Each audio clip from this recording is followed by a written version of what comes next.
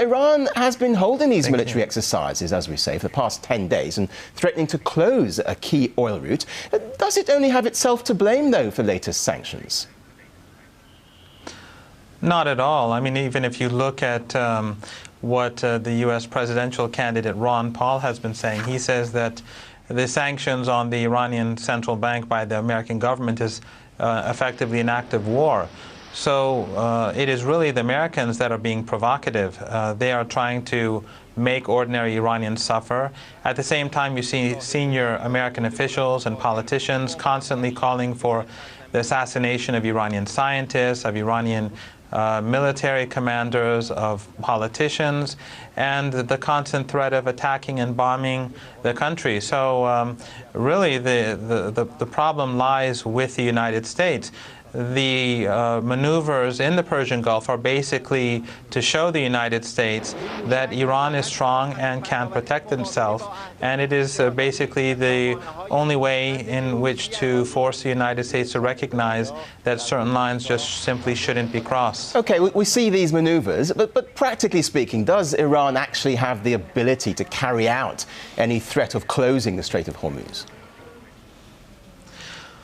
Well, remember, just like an ordinary human being, if you try to make a human being suffocate, that there will be a severe response. If the Americans and its allies try to make the Iranian economy suffocate, the Iranians will have no option but to respond in a severe manner. And the Iranians are far stronger than the Americans would like to admit. Just recently, they brought down and captured the most sophisticated drone in the U.S. military. The Iranians have blinded a CIA satellite. And if you recall, in the 2006 war, the Israelis made the very same miscalculation. They attacked Lebanon thinking that it would be a walkover, but they were soundly defeated by Hezbollah. So the only difference, though, here is that this is a region where an extraordinarily large amount of oil and gas goes through. And if there is insecurity in the region, it's not just the Strait of Hormuz. If there is a conflict in the Persian Gulf, tankers will be at risk, oil installations will be at risk. War is hell. So it's not at all just the Strait of Hormuz. And this instability will go beyond the Persian Gulf. It will, I think, oil exports and gas exports will be at risk in Central Asia and throughout the Middle East. And there will be a lot of backlash from the public throughout the region. So given what you say then, is a real war in the region possible? I personally think that it is doubtful, but the problem is that the United States is pushing this conflict, this confrontation in a direction which is becoming dangerous. And if the United States bullies other countries into blockading Iranian oil exports, or bullies countries to stop them from buying Iranian oil, then, and if countries in the region like Saudi Arabia, for any reason, go along with such a project, even though it's highly unlikely they'll be able to do so because the Saudis really don't have that much excess capacity for producing oil. But if they go down this road, then, as Ron Paul said, this would be considered an act of war, and they cannot simply expect the Iranians to sit back and to be hurt and damaged and not do anything in response. Well, the tensions are certainly ratcheting up, aren't they? I mean, Western states are really piling on the pressure. Just today, the French Foreign Ministry said that the missile tests by Iran were a bad sign. What's the next step after sanctions that the West might take then?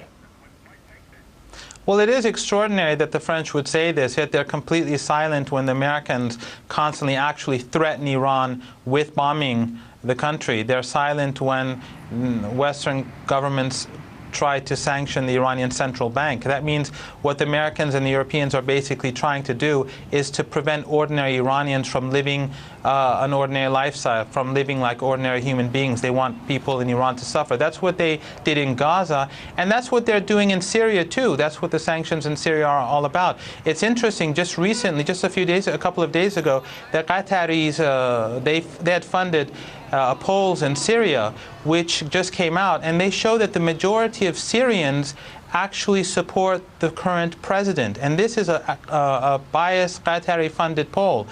Yet you do not see this in the Western press. So while the majority of Syrians actually back the president, the Americans are forcing the people of the country to suffer. This is inhuman. This is pretty barbaric.